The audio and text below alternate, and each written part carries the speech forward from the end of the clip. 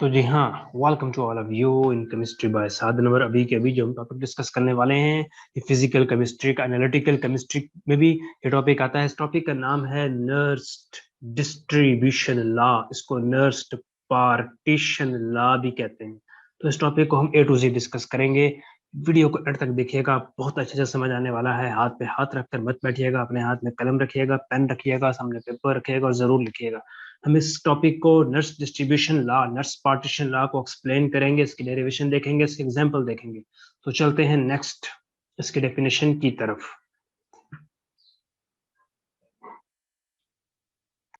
ये है nursed distribution law, जिसका दूसरा नाम है नर्स्ड पार्टीशन पार्टीशन लॉ।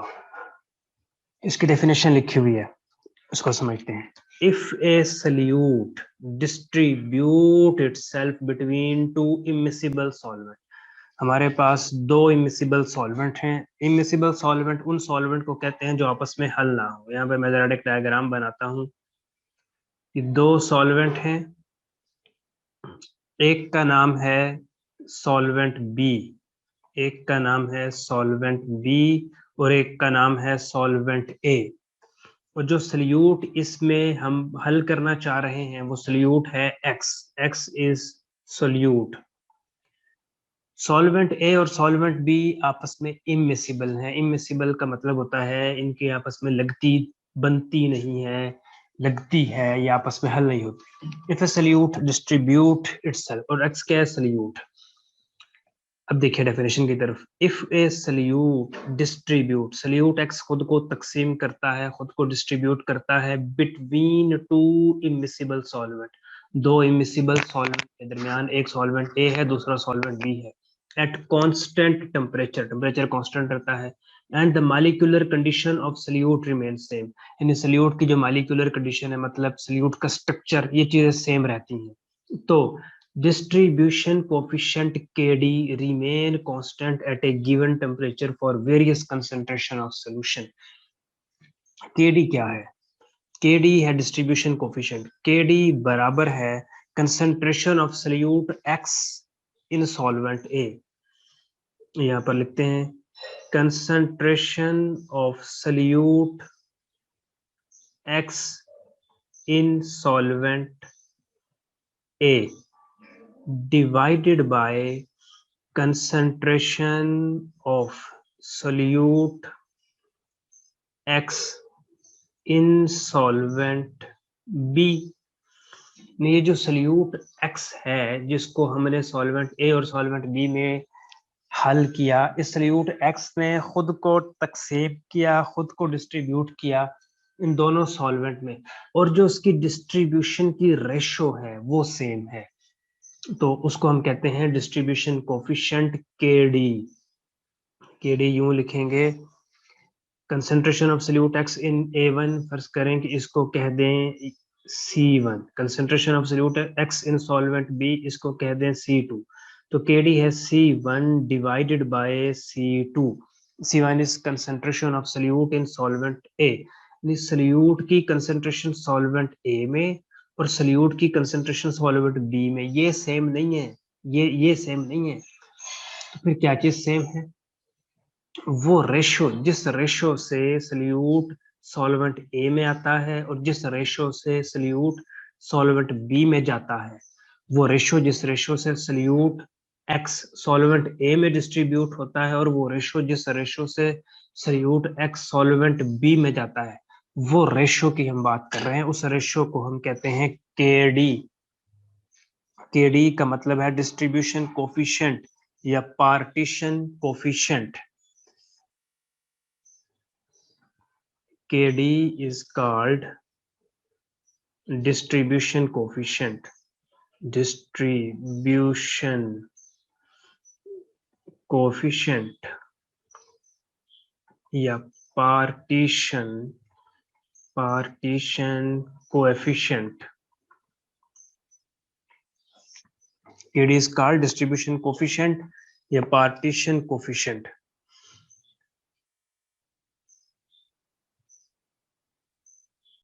अच्छा, तो अभी हम देखेंगे कि एक्सप्लेनेशन ऑफ डिस्ट्रीब्यूशन लॉ के एक्सप्लेनेशन देखेंगे, पार्टीशन लॉ की एक्सप्लेनेशन देखेंगे कि कैसे इसकी हम एक्सप्लेनेशन कर पाते हैं। तो जनाब एक डायग्राम बनाते हैं।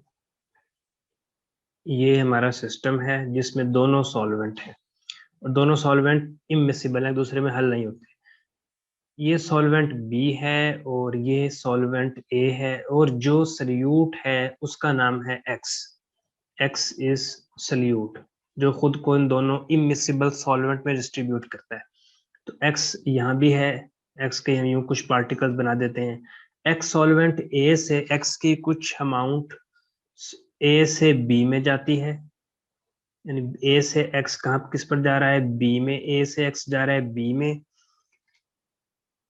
और फिर बी से वापस ए में जा रहा है, यानी एक्स ए से बी में जाता है, बी से ए में जाता है और ये इक्विलिब्रियम रहता है, यानी इक्विलिब्रियम होता है। इसको कहते हैं डायनामिक इक्विलिब्रियम।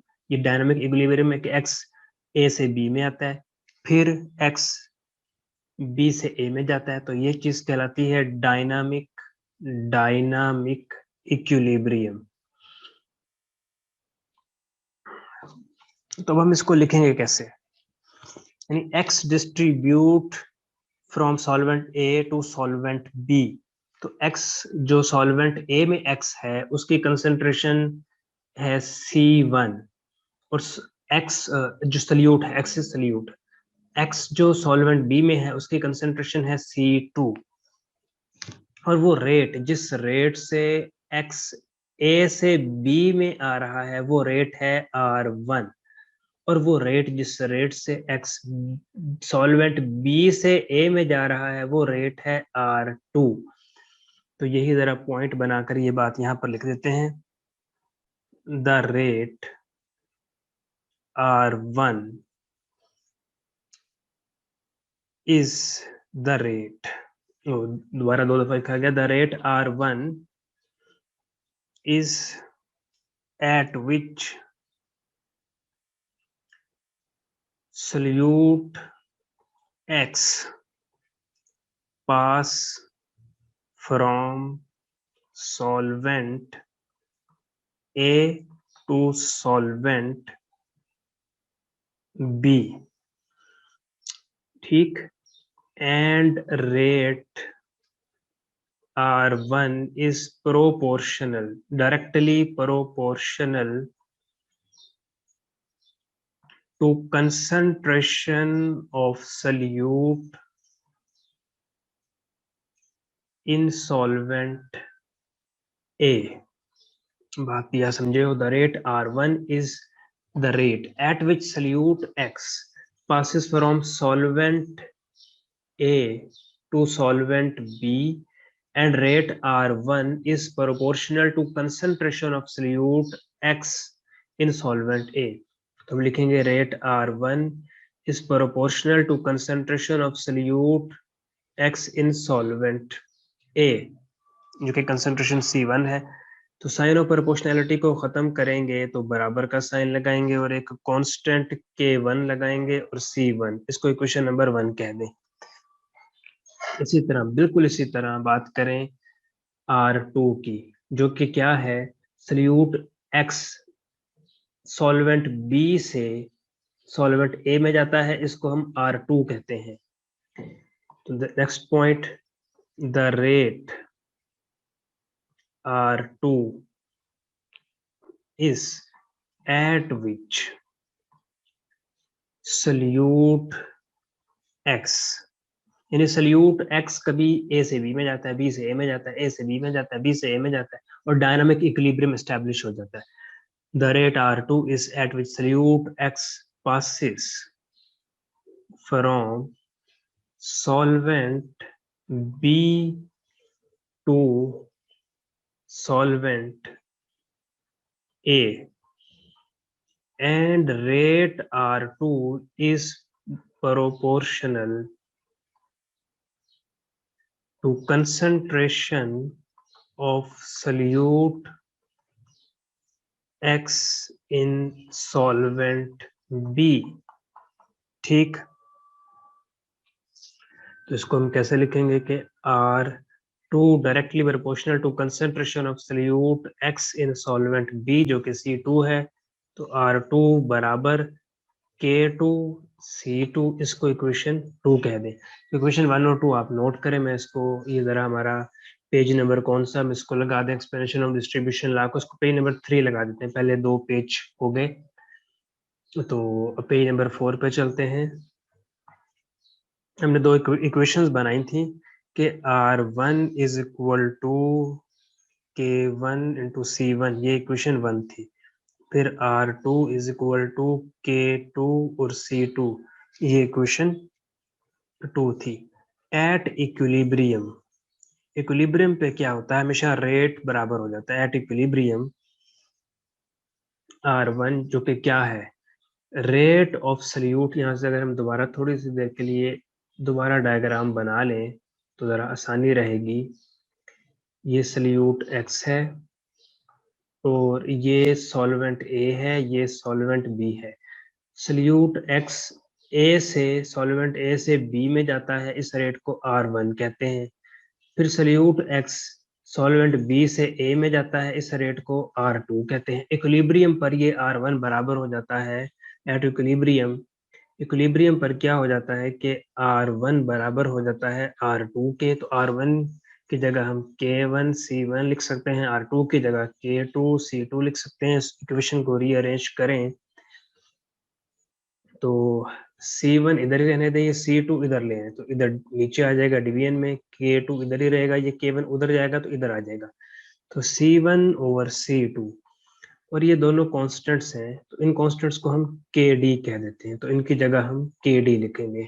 तो ये वो बन गया KD, जिसको हम कहते हैं पार्टीशन कोफिशिएंट। कोफिशिएंट या डिस्ट्रीब्यूशन कोफिशिएंट KD बराबर है concentration of solute in solvent A divided by concentration of solute in solvent B। तो ये जो कंसंट्रेशन है, ये डिस्ट्रीब्यूशन रेशो है, डिस्ट्रीब्यूशन रेशो। तो यही चीज बताता है नर्स्ट डिस्ट्रीब्यूशन लॉ।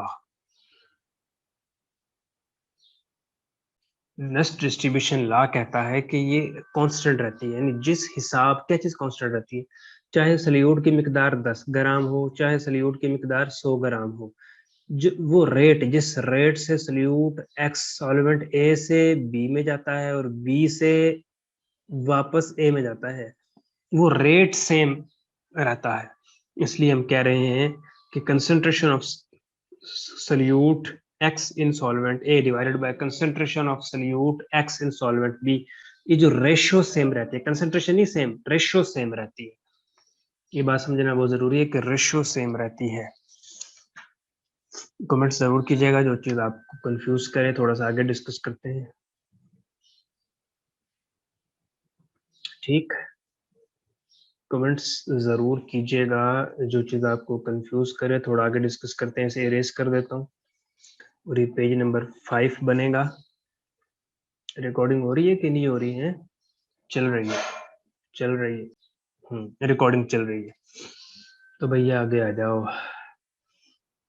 अच्छा, तो ये बात हो गई, C1 over C2 is equal to KD, ये चीज कहलाती है Nernst distribution law equation. This is called Nernst distribution, Nernst distribution law equation. और टेम्परेचर फिक्स रहना चाहिए। अब कुछ नर्स डिस्ट्रीब्यूशन की लिमिटेशन है, उस लिमिटेशन को समझने की कोशिश करते हैं। तो जरा हेडिंग जरा इस तरह डालें, हेडिंग डालें कि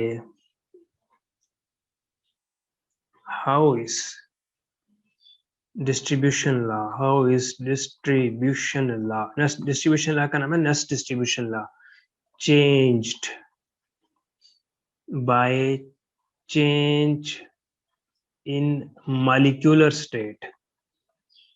मॉलिक्यूलर स्टेट का मतलब है कि जो सल्यूट एक्स है उसकी स्टेट बदल जाए। कहीं पर सल्यूट सल्यूट एक्स की स्टेट बदलने का मतलब यह है कि सल्यूट एक्स कहीं पर डिसोसिएट हो जाए, टूट जाए, या सल्यूट एक्स कहीं पर, सल्यूट एक्स के जो मालिक्यूल हैं कहीं पर डिसोसिएट हो जाएं, या सल्यूट एक्स के मालिक्यूल कहीं पर एसोसिएट हो जाएं। अगर ऐसा हो जाए कि सल्यूट एक्स के मालिक्यूल कहीं पर डिसोसिएट हो जाएं या सल्यूट एक्स के मालिक्यूल कहीं पर एसोसिएट हो जाएं, तो हम कहेंगे सल्यूट एक्स की मालिक्यूलर स्टेट चेंज हो गई, जिसकी वजह से जो नर्स डिस्ट्रीब्यूशन लॉ है वो चेंज हो जाएगा। यानी C1 और C2 एक, पहले हम कह रहे हैं कि कांस्टेंट, ये कांस्टेंट नहीं रहेंगे, चेंज हो जाएगी। तो यहाँ पर एक पॉइंट लिखें, वी नाउ, हेडिंग डालने के बाद लिखें वी नाउ दैट नर्स्ट, जो कि एक साहब थे, Nernst said that, nurse said कि C1 over C2 is constant only if solute exist in simple molecule। अगर सल्यूट सिंपल मॉलिक्यूल में रहे, कहीं पर उसके एसोसिएशन और डिसोसिएशन ना हो in two solvents. But if solute undergo का मतलब है होता है, अंडरगोस एसोसिएशन, जैसे मैंने बात की कि सल्यूट के मॉलिक्यूल आपस में जुड़ जाएं, एसोसिएशन हो जाए, या सल्यूट के मॉलिक्यूल में डिसोसिएशन हो जाए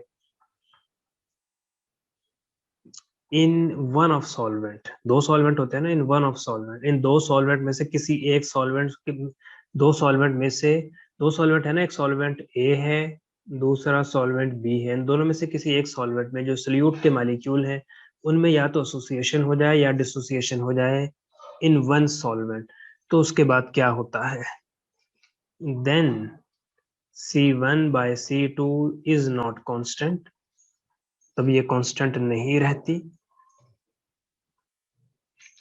अब इसी चीज को हम समझने की कोशिश करेंगे कि फिर कैसे बदल जाती है। दोबारा हेडिंग डालें, पॉइंट 1 लिख के हेडिंग डालें कि when solute undergoes association, when solute undergoes कहते हैं वाकया होना अंडरगोज एसोसिएशन, ये हेडिंग डालें कि जब सल्यूट में एसोसिएशन हो रही हो।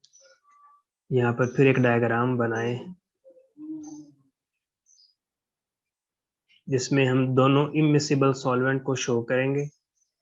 एक सॉल्वेंट ए है, दूसरा सॉल्वेंट बी है, और सल्यूट है एक्स, सल्यूट एक्स है।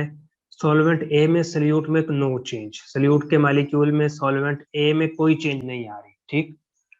सपोज कीजिए सल्यूट के मॉलिक्यूल में सॉल्वेंट ए में कोई चेंज नहीं आ रही, फिर सल्यूट सॉल्वेंट ए से एंट्री मारता है सॉल्वेंट बी में। जब सॉल्वेंट बी में एंट्री मारता है तो सॉल्वेंट बी में सल्यूट है एक्स, और यहाँ पे एन लिख दें, एन का मतलब है सल्यूट एक्स के मॉलिक्यूल्स। सॉल्वेंट बी कुछ ऐसा सॉल्वेंट है कि सल्यूट एक्स के मॉलिक्यूल जैसे सॉल्वेंट बी में आते हैं उनमें एसोसिएशन हो जाती है। ये एसोसिएशन का मतलब है कि वो आपस में जुड़ जाते हैं। एक्स, अब एन यहाँ पर लिख दें, इसका मतलब है कि सल्यूट एक्स डिसोसिएट हो गई। और यहाँ पर ये वाला एरो भी डालें कि सल्यूट एक्स के वो मॉलिक्यूल जो एसोसिएट, हम एसोसिएशन की बात कर रहे हैं, एसोसिएट। दोबारा इस डायग्राम को समझें, सल्यूट एक्स है, सल्यूट एक्स सॉल्वेंट ए में है, ये सॉल्वेंट ए में है, नो चेंज, यहाँ पर कोई चेंज नहीं हो रही। सल्यूट एक्स सॉल्वेंट ए से एंट्री मारता है सॉल्वेंट बी में, सॉल्वेंट बी में जैसी एंट्री मारता है तो एन एक्स का मतलब है number of molecules of solute x, यानी सल्यूट एक्स के जो मॉलिक्यूल्स हैं उनमें एसोसिएशन हो जाती है। एसोसिएशन का मतलब क्या है कि वो आपस में जुड़ जाते हैं, आपस में जुड़ जाते हैं, उनमें एसोसिएशन हो जाती है। और कुछ मॉलिक्यूल सल्यूट एक्स के हैं जिनमें एसोसिएशन नहीं होती, तो फिर वो वापस सॉल्वेंट ए में चले जाते हैं। तो यहाँ पर हम लिख देते हैं कि इनमें हो गई एसोसिएशन। तो यहाँ पर जरा जो बातें सारी मैंने की हैं इनके जरा पॉइंट्स बनाएं। suppose the solute X is present as simple molecule. simple molecule का मतलब है इसमें association नहीं होगी. simple molecule in solvent A. no association of molecules, no association of molecules of solvent, no association of molecules of solute, no association of molecules of solute X in solvent A. But when molecules of solute X enter in solvent B, तो उसमें क्या हो जाती है association. Then associations occur, association हो जाती है. अब यहाँ पर एक और बात समझने की है कि एसोसिएशन हो जाती है. अब क्या है, अब कंसंट्रेशन देखिए. Let C1 is the concentration of X जो कि सल्यूट है इन सॉल्वेंट A. सॉल्वेंट A में X की कंसंट्रेशन है C1. ठीक. लेट अब C3 लिखें, C2 नहीं लिखना. C3 is the concentration of solute X in solvent B. ये क्या है, C1 solute X की वो कंसेंट्रेशन है जो सॉल्वेंट A में है. C3 solute X की वो कंसेंट्रेशन है जो सॉल्वेंट B में है और उसमें एसोसिएशन नहीं हुई. लेट C2 solute X की वो कंसेंट्रेशन है जो सॉल्वेंट B में एसोसिएट हो गई. C2 solute X की वो कंसेंट्रेशन है जो सॉल्वेंट B में एसोसिएट हो गई. Let C2 is the concentration of XN. XN का मतलब है solute X के वो मॉलिक्यूल जो एसोसिएट हो गए. Let C2 is the concentration of XN in solvent B. That is C2 is concentration of associated solute. तो यहां तक आपने लिख लिया, तो मैं इसको इरेज कर देता हूं, आप नोट कर लें. लिखें X इन, ये पेज नंबर 7 है. X इन सॉल्वेंट A, वहां से वो गया X किधर चला गया, X इन सॉल्वेंट B. ये डायनामिक इक्विलिब्रियम है. जरा इस डायग्राम को थोड़ा सा अगर आप बुरा ना बनाए तो थोड़ी देर के लिए दोबारा बना लेते हैं. 1 सेकंड लगेगा लेकिन फायदा बहुत होगा. ये सॉल्वेंट B है, ये सॉल्वेंट A है, और भैया ये हमारा सल्यूट है जो सॉल्वेंट A से सॉल्वेंट B में गया और फिर B से वापस A में आया, और सल्यूट के कुछ मॉलिक्यूल सॉल्वेंट B में एसोसिएट हो गए, एसोसिएशन हो गई यहाँ पर. तो C1 क्या है, concentration of X in solvent A, और C3 क्या है, concentration of X in solvent B. तो X इन सॉल्वेंट है, उसकी कंसेंट्रेशन है C1, X इन सॉल्वेंट B उसकी कंसेंट्रेशन है C3. तो हम KD जो लिखेंगे वो हम पीछे पढ़ चुके हैं, वो कंसेंट्रेशन ऑफ सल्यूट, वो हम पढ़ चुके हैं. KD क्या है, concentration of salute X in solvent A divided by concentration of solute X in solvent B. तो KD concentration of solute in solute X in solvent A C1 है, concentration of solute X in solvent B C2 है. Sorry C2 नहीं भैया, C3 थी ना, C3 है. तो इसको इक्वेशन नंबर 1 कह देंगे. फिर जरा यहाँ पर एक और चीज देखें कि इसको देखें, सल्यूट एक्स के मालिक्यूल एस सल्यूट एक्स के मालिक्यूल क्या हो रहे हैं, एसोसिएट हो रहे हैं, आपस में जुड़ रहे हैं। ये क्या है, ये ऐसी है कि अगर हमारे पास हो एसिटिक एसिड, तो एसिटिक एसिड जैसे बेंजीन सॉल्वेंट में डाला जाए तो एसिटिक एसिड डाइमराइज हो जाता है। यहाँ पर दो थे, यहाँ पर एक हो गया, डाइमर एक हो गया। तो इसको हम ऐसे लिख सकते हैं, एक्स थोड़ी देर के लिए एक्स एन इधर लिख दें और एन एक्स इधर लिख सकते हैं। फिर applying law of applying mass law, तो हमको पता है कि के सी बराबर होता है, ये वाली चीज ऊपर लिखें एक्स, और ये एन पावर बन जाएगी और एक्स एन ये यहाँ पर आ जाएगा। ठीक, के सी। अब एक्स एन को देखें, एक्स ये है सल्यूट के वो मालिक्यूल जो अभी एसोसिएट नहीं हुए और सॉल्वेंट बी में है। तो x in solvent B C3 है, तो इसकी जगह पर C3 लिखें और ये जो पावर है स्मॉल एन, ये पावर यहाँ पर डाल दें।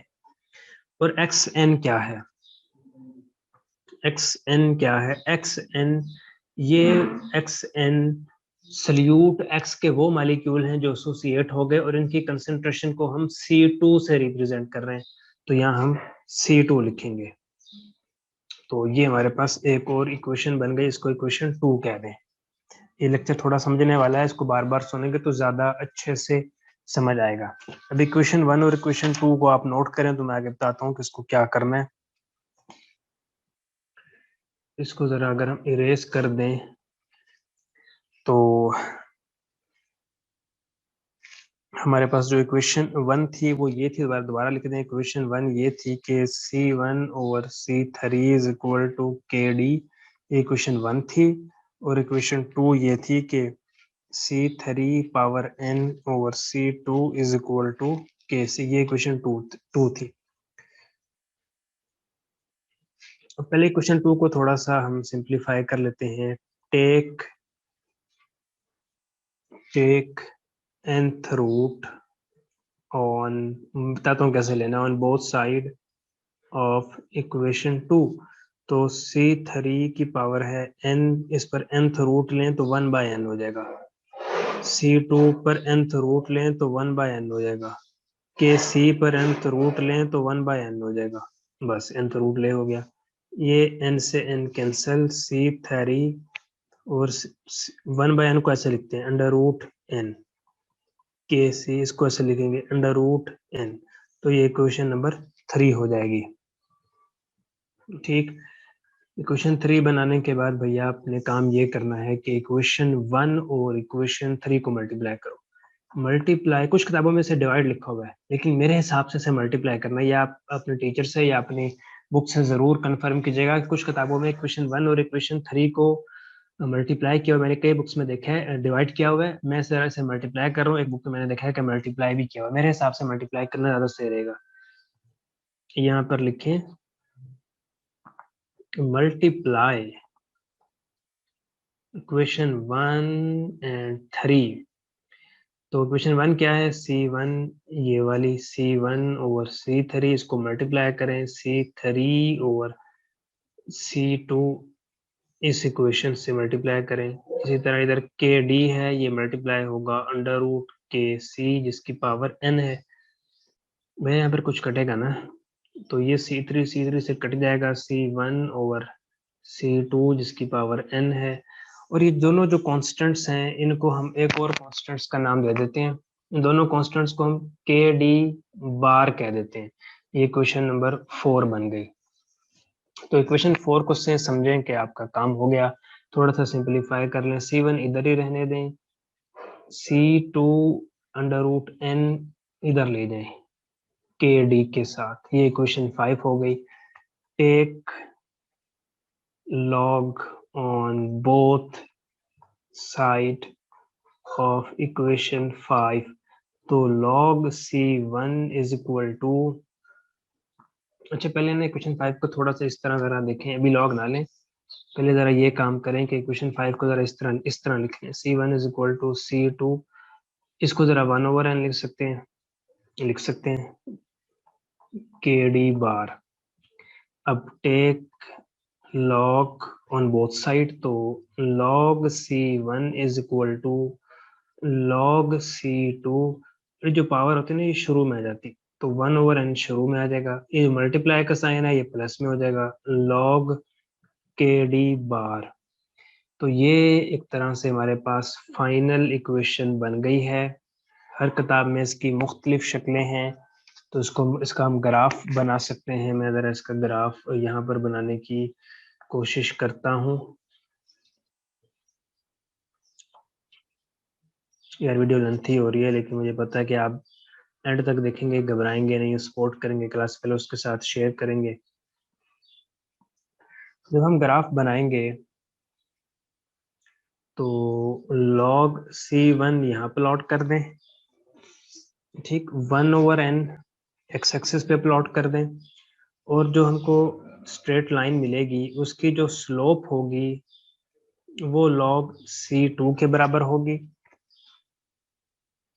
नहीं, sorry sorry sorry sorry sorry, हमसे मिस्टेक हो गई है, हमसे मिस्टेक हो गई है। ये देखें, ये है y एक्सिस पे प्लॉट करें, और log C2 ये x एक्सिस पे प्लॉट करें, और जो 1/n है ये स्लोप m है और ये इंटरसेप्ट c है। अब कहानी सही होगी।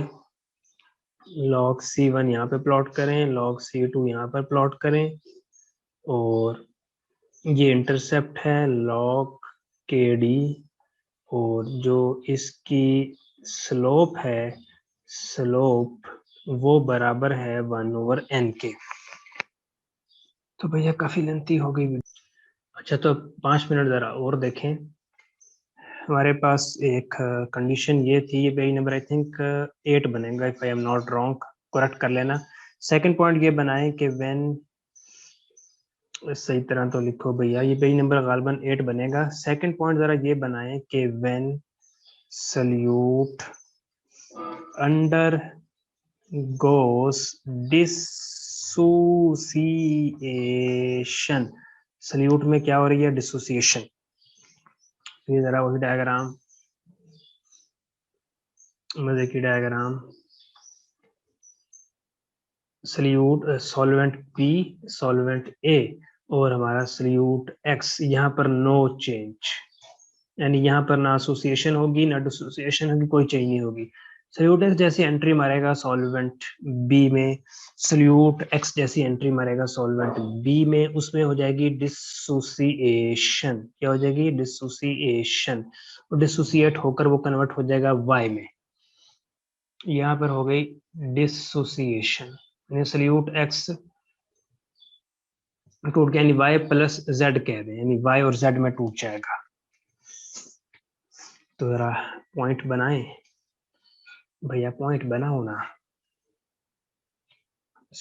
Suppose solute x is in solvent A and there is no change, and there is no change in molecules of solute X in solvent A. When solute X enter, जल्दी जल्दी ऐसे लिख रहा हूँ ताकि वीडियो लेंथी ना हो जाए, in solvent B, few molecules of solute X dissociate, तो जो कंसेंट्रेशन ऑफ सोल्यूट X है इन सॉल्वेंट A वो है C1, और सोल्यूट X के वो मॉलिक्यूल जो सॉल्वेंट B में है, ठीक, सोल्यूट X के वो मॉलिक्यूल जो सॉल्वेंट B में है और डिसोसिएट हो गए हैं और डिसोसिएट नहीं हुए, उसको हम C2 कह दें। यहाँ पे एक चीज लिख लें, let C1 is concentration of solute in solvent A. C2 is concentration of solute in solvent B. और ये कौन कौन से डिसोसिएटेड भी और जो डिसोसिएट नहीं हुए, डिसोसिएटेड प्लस नॉर्मल, नॉर्मल का मतलब जो डिसोसिएट नहीं हुए। let degree of dissociation is alpha। तो x जैसे डिसोसिएट हुआ y में और z में, इनिशियल में क्या होगा, इनिशियल में ये भी जीरो, शुरू में तो डिसोसिएट नहीं होगा, और जितनी भी कंसंट्रेशन है वो x की है, वो फर्ज करते हैं 1 की है। फिर इक्विलिब्रियम, जब जैसे इक्विलिब्रियम आएगा, अल्फा 1 में से सल्यूट x की अमाउंट है 1 में से अल्फा अमाउंट y और z में डिसोसिएट हो जाएगी, और ये कंसंट्रेशन है सल्यूट x की सॉल्वेंट B में, जिसको हम C2 से रिप्रेजेंट कर रहे हैं, जो नॉर्मल है, यानी ये वो है जो डिसोसिएट नहीं हुई, अनडिसोसिएटेड है, यानी 1 में से अल्फा डिसोसिएट हो गई और ये अभी डिसोसिएट नहीं हुई, और ये वो सल्यूट x हैं जो डिसोसिएट हो गए। ये क्या हो गए, डिसोसिएट हो गए। ये नोट कर लिया होगा आपने यकीनन, नोट नहीं किया तो वीडियो को बैक करके देख लीजिएगा। हमको पता है कि Kd बराबर है concentration of salute X in solvent A divided by concentration of solute X in solvent B। तो solute X in solvent A तो C1 है, solute X in solvent B कुछ तो नॉर्मल अमाउंट है, और कुछ नॉर्मल अमाउंट है 1 minus alpha, और कुछ अमाउंट है जो डिसोसिएट हो गई। तो C2 वो अमाउंट है सल्यूट X की जो B में है, और 1 माइनस अल्फा वो अमाउंट है जो अनडिसोसिएटेड है। ये तो डिसोसिएट हो गए, तो यहाँ पर इसको हम ऐसे लिखेंगे। तो ये जरा फाइनल इक्वेशन है, वीडियो काफी लेंथी हो गई, तो मुझे अफसोस है, अपने क्लास फेलोज के साथ जरूर शेयर कीजिएगा।